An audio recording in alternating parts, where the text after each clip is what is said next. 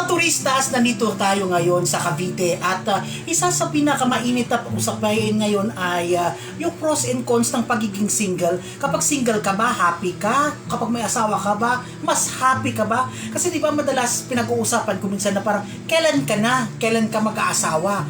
Kasi kuminsan madalas kapag mga single, pinupush talaga ng ibang tao. So ngayon, makakasama ko dito sa live ay, ayan. Okay, introduce yourself. Hi, my name is Mark Anthony Dominguez. Okay, and Buong buo. and Hi, I'm Riza, happily married. okay, and I'm Albert. I am Albert. I am single. Napapalibutan po ako ng mga singles. okay. So ngayon ang topic natin ay tungkol sa pag-aasawa, no? So yung iba sinasabi nila na kapag single ka raw ay masaya. So masaya ba talaga pagiging single? Oo naman. Napakasaya. Solid. Okay. Bakit daw? Bakit? Siguro dahil meron kang freedom. Yan. Lalo na kapag nagagawa mo lahat ng mga nagagawa mo lahat ng mga gusto mo gawin sa buhay mo. And nakaka-travel ka, wala kang iniisip na jowa o girlfriend, ganyan. And then siguro yung happiness din na sarili mo yung pera mo kapag Then syempre kailangan mo rin mag-save for yourself, for your future, ganun. And if ever na may ibigay si Lord sa iyo someday, at least ready ka, di ba? So ikaw naman kapatid na Riza. So anong feeling na may asawa ka na? Ano yung advantage una? Advantage, siya yung nagtatrabaho. Okay. Hindi, ang advantage is pag down ka, meron kagad someone na alam mong tatakbuhan mo. Pag bad trip ka, meron ka agad maaaway. Yung immediate na companion. Yun yung isa sa perks ng pagiging married. Ano pa? Yun, hati kayo sa lahat. Literal. Nahati kayo sa lahat, sa gastusin. Like, kung may trabaho rin si Mrs., no? Before, nung may trabaho ako, hati kami sa lahat. Tapos, sa trabahong bahay, may kahati ka din. Sa consumption sa mga anak mo. Like, pag hindi ko na kaya, pag Ilan anak mo, Ten? 3. Yan, meron akong 3 anak. So, kapag, parang feeling ko kailangan na nila ng tatay figure. Pagsabihin mo yung anak mo, yung ganyan. So, kung hindi ako married, wala akong nasabihan ng ganon. Ako lang lahat magdadala. Yan. Ilan lang sa mga perks. So ikaw naman, Edward, pag sinabi sa'yo na, ay Edward, kailan ka mag-asawa? Ano reaction mo? Sa akin, lang. Neutral lang ako doon kasi sa akin yung pagiging single, marami talaga siyang advantage para sa akin. Kasi Like? matinding self-building yung mararanasan mo pag single ka. Tsaka, kumbaga wala ka na rin pros and cons doon kasi alam mo yung life na single tsaka yung magkakaroon ka ng partner. So, para sa akin, kailangan mong mabuild ng matindi yung single para magkaroon ka ng partner. Pag-isipang mabuti. Para maging ganun. Para maging compatible ka, ganun. Lalim nito. Ngayon ko lang natuklas. Ikaw naman, Kuya Albert, ano yung concept mo tungkol sa pag-aasawa? Siguro maganda rin kasi pagka may asawa kasi yung katulad nga sinabi rin may katuwang ka sa buhay, di ba? Lalo pag may mga anak ka, siyempre yung alam na naman yung lalaki, di ba? Laging wala yan sa bahay. Kaya maganda rin yung meron kang katuwang sa buhay na nakakasama mo habang buhay sila, yung gano'n. Kasi napakasarap din na minsan siyempre pag uuwi ka sa trabaho tapos andiyan yung asawa mo ay magtitimpla ng kape, di ba? Gala sa mga anak. Pero hindi naman katulong hinanap natin. Katuwang. Katuwang. Kung gusto give and take lang kayo kung sino yung napapagod. Siya naman yung kumbaga siya naman yung alagaan mo. Parang bigay na kayo. So, yung iba kasi may nagtatanong rin, yung tanong nila ay, di ba, dapat daw mag-asawa ka dahil para may mag-aalaga kaya sa iyo balang araw. So, ano naman comment doon na, kasi di ba, hindi naman na-notice natin sa society natin, hindi naman lahat ng mga nag-aasawa o nagkaanak ay inaalagaan naman talaga ng ibang tao balang araw o inaalagaan ng kanilang anak, di ba? So, ano mo comment mo doon?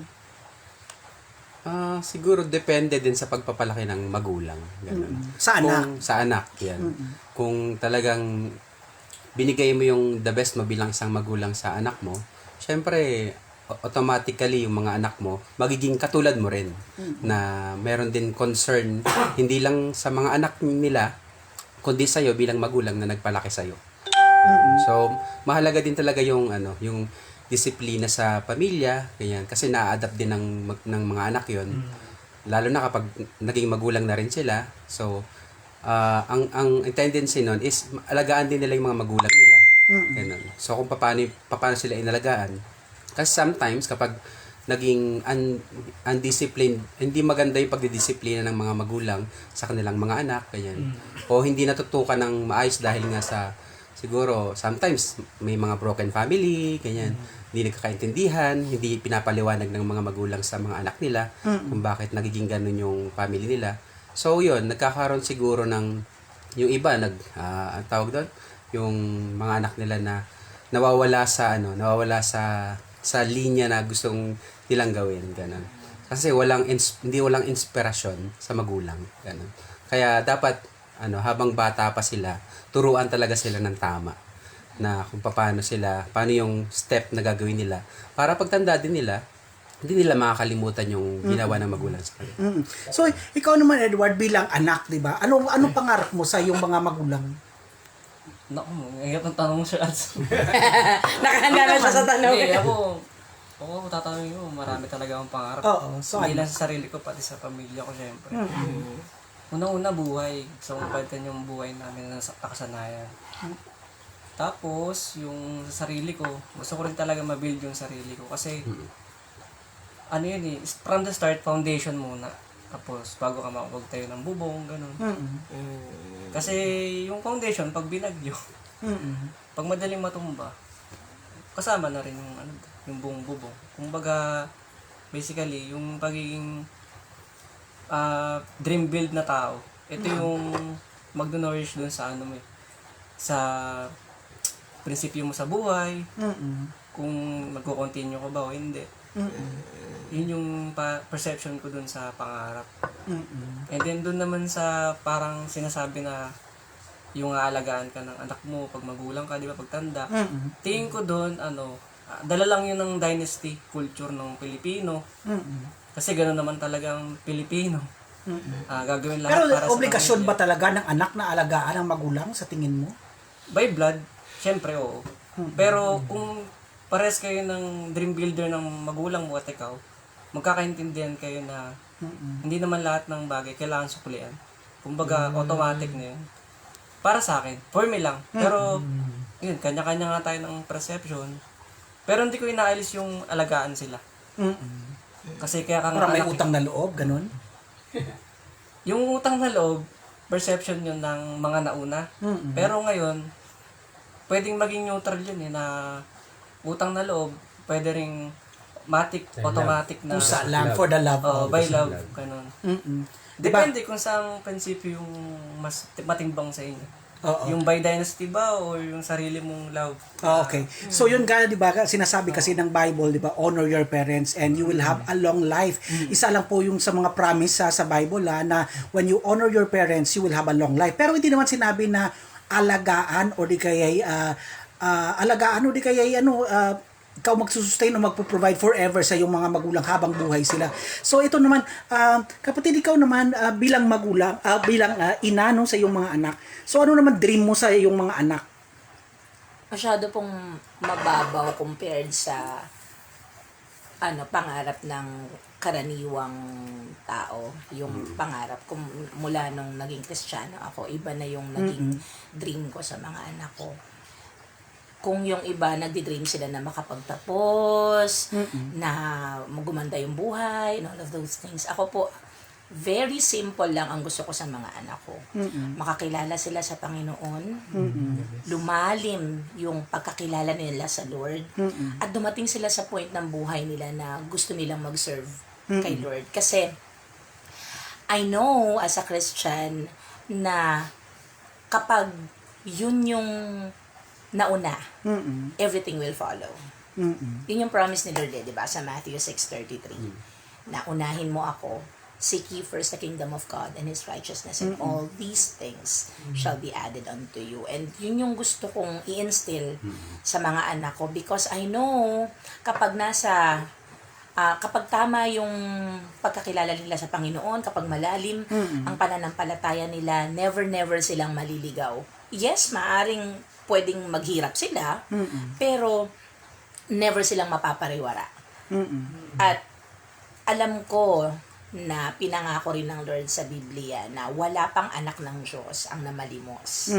Kaya I know na kung magkakaroon sila ng malalim na pananampalataya sa Panginoon, never silang maghihirap. Kasi never pa na nag-fail ang Lord sa pangako niya. So, ako as a mom, fulfilled na ako.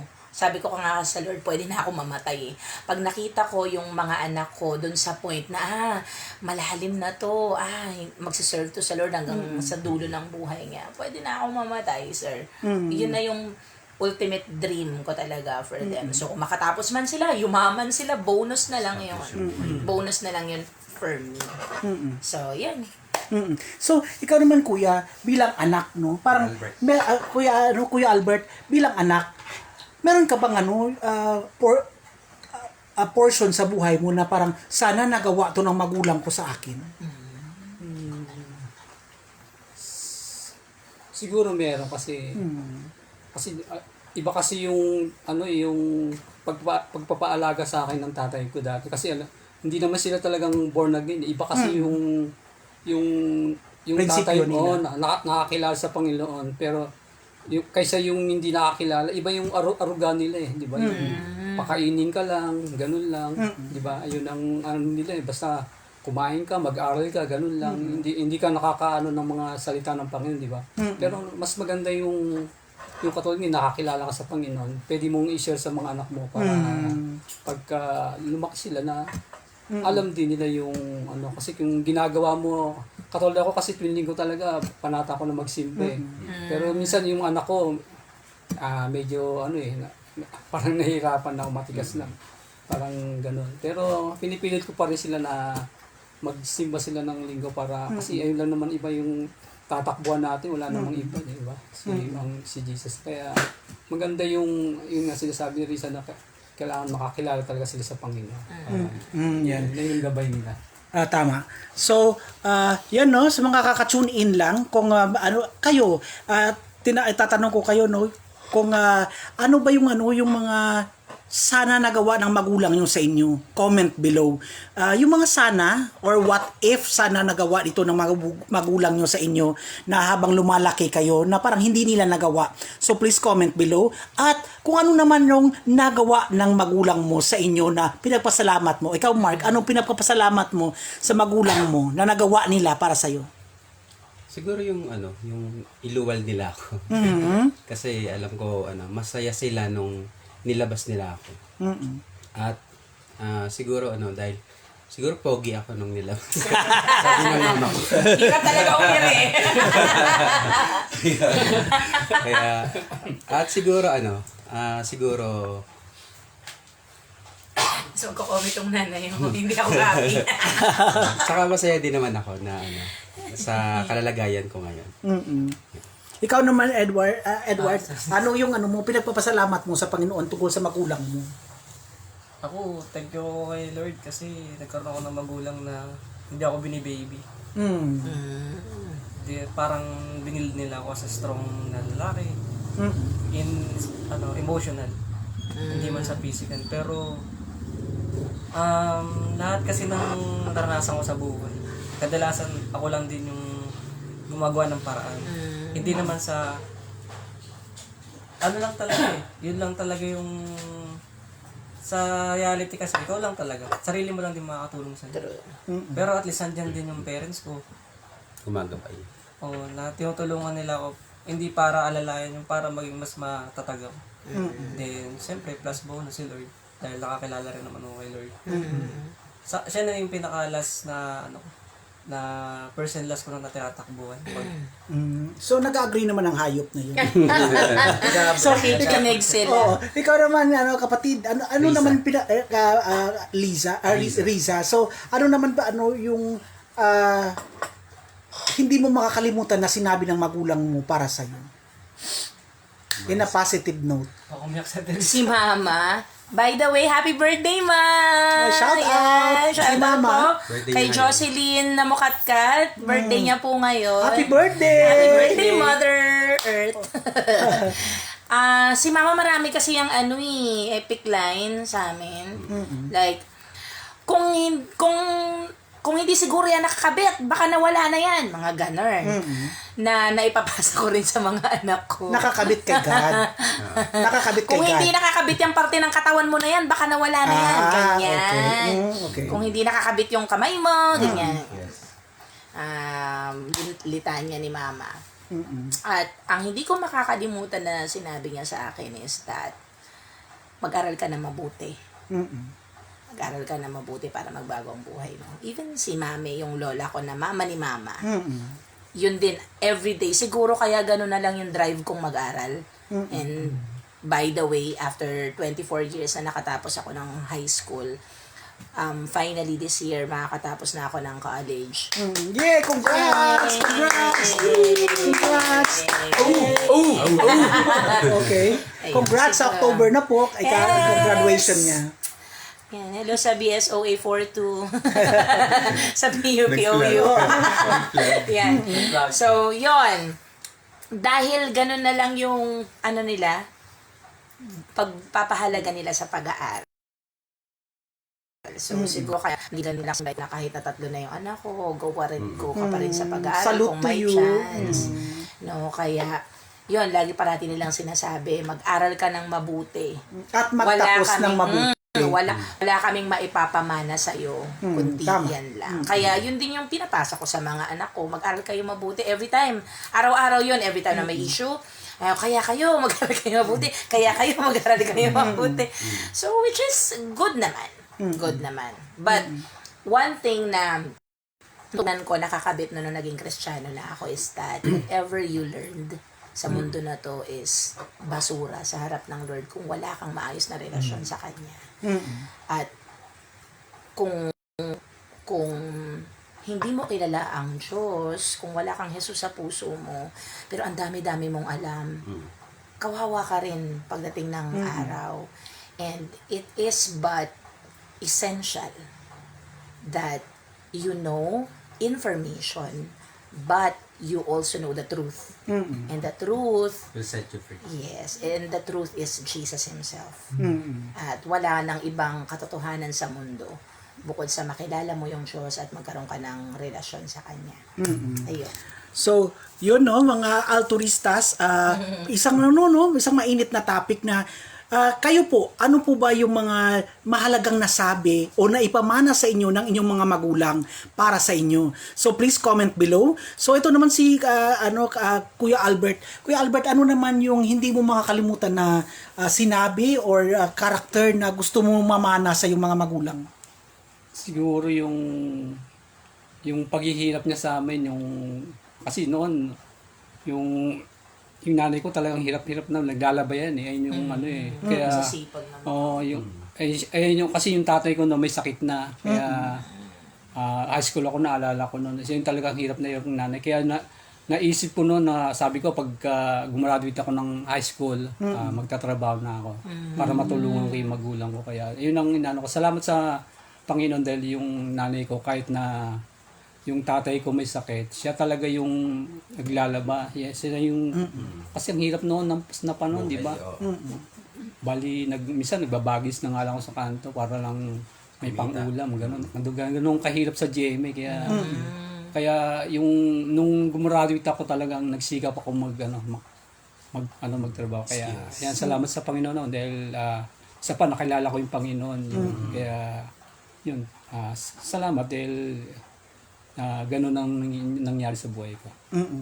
So, ako naman, ang hindi ko makakalimutan sa parents ko, sinabi ng tatay ko lagi na parang mas maganda pa na gumastos ako ng 100 kumpara sa lulukuhin mo lang ako ng piso. So, to build the integrity, na parang sinasabi niya lagi na parang, okay lang na gumastos ako para sa'yo, pero ni 5 duling or piso, wag mo ako lulukuhin. So it means na parang you have to preserve your integrity more than something else. So because it's one of the greatest na characters na dapat i-preserve mo talaga, which is your integrity and your honesty, di ba? So yun, kasi it builds rin yung tingin ng tao sa iyo kapag, di ba, kapag may kasabihan na parang when you're right, sometimes no one remembers, but when you're wrong, no one forgets. So, yun. Pero syempre, kay God, di ba, masarap rin naman isipin na kahit na nagkasala tayo kuminsan, pumalpak tayo, at bumagsak tayo, still, ibinabangon pa rin tayo ni God.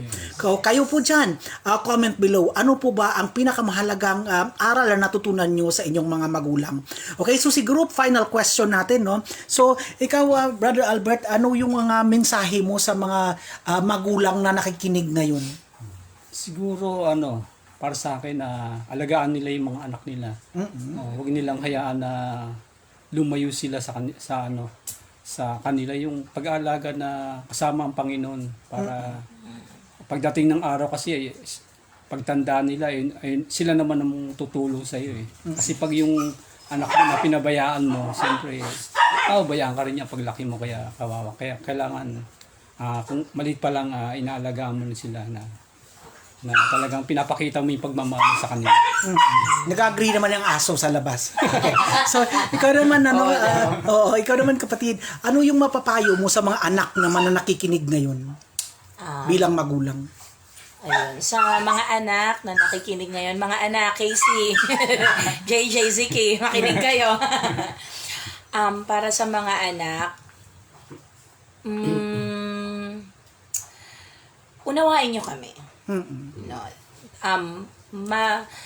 Malayong-malayo yung agwat ng edad. So, yung hugot namin, mas madalas hindi nyo maiintindihan. But, ang isang bagay na hindi nyo dapat makalimutan, mahal na mahal namin kayo. Lalo na yung mga nanay. Lalo na yung mga nanay. Buhay namin yung tinaya namin para lang mailuwal kayo sa mundo na to. At buhay rin namin everyday yung ibinibigay namin to raise you kung paano ka man lumaki at this point in time. So, yes, hindi kami perfect, kaming mga magulang. And ang hiling ko lang sa mga anak is that unawain nyo kami. Unawain nyo kami because may mga pinagdadaanan. Whatever we do, whatever we say, ang laging ugat nun, mahal lang namin kayo. Yes, nagagalit kami. Yes, may nasasabi kaming hindi maganda. Pero sana makita nyo beyond words or beyond actions that lahat yon ang ugat lang nun kasi mahal namin kayo Ayaw namin kayong mapahamak Kaya kami nagagalit, kaya kami nakakapagsalita ng kung ano-ano. So, yun lang. Unawain nyo kami. At hindi naman namin, hindi ako bilang nanay, hindi ko pwedeng hilingin na mahalin nyo ako to the end. Kasi, minsan, kahit ako sa sarili ko, hindi ko rin nagugustuhan yung mga ginagawa at sinasabi ko So, it is impossible for me to ask unconditional love from my children. But, yung unawa, yung unawain nyo lang. Never, ever think na hindi namin kayo mahal, wala kaming concern sa inyo, wala kaming pakialam because that is a lie.